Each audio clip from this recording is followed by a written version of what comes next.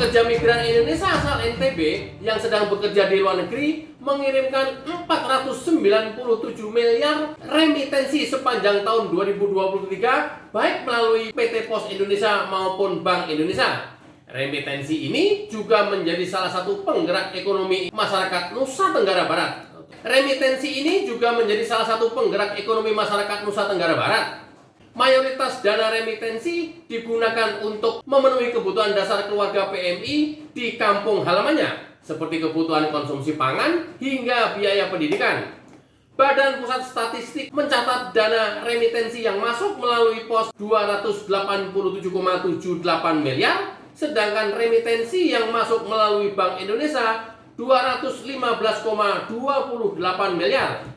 Kepala BPS NTB, Wahyudin menjelaskan, setiap bulan remitensi yang masuk ke NTB melalui Bank Indonesia bisa di atas 15 miliar.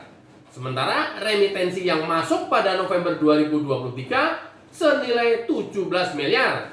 Jika dilihat dari negara asal, remitensi yang masuk ke Bank Indonesia pada November 2023 paling besar dari Saudi Arabia dengan nilai 7,2 miliar rupiah. Kemudian disusul Uni Emirat Arab 4,1 miliar rupiah dan Jepang 418,34 juta rupiah.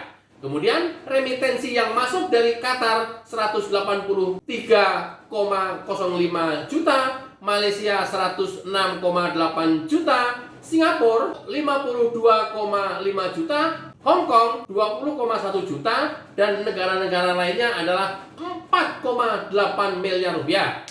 Ya, jika dilihat dari daerah tujuan, 41,67% remitensi yang masuk dari Bank Indonesia paling besar ke Kota Mataram. Kemudian 31,1% ke Kabupaten Sumbawa, 18,48% ke Bima, 4,21% ke Lombok Tengah, dan disusul oleh kabupaten lainnya di NTB. Jelas Wahyudin dalam siaran pers Rabu 3 Januari 2023. Sedangkan remitensi yang masuk dari pos pada November 2023 paling besar di Kabupaten Lombok Barat dengan persentase 28,3% atau sekitar 2 miliar rupiah.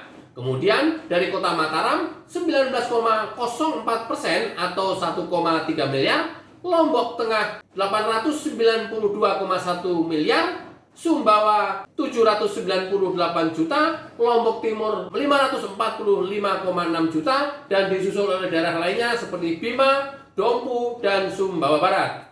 BPS mencatat remitensi yang masuk melalui pos pada November 2023 sekitar 7 miliar rupiah.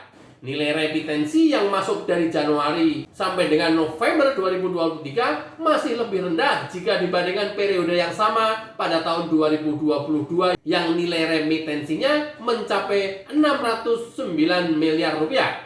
Sepanjang tahun 2023, remitensi yang paling besar masuk di kuartal 1 dan kuartal 4 2023. Informasi dikutip dari berbagai media massa.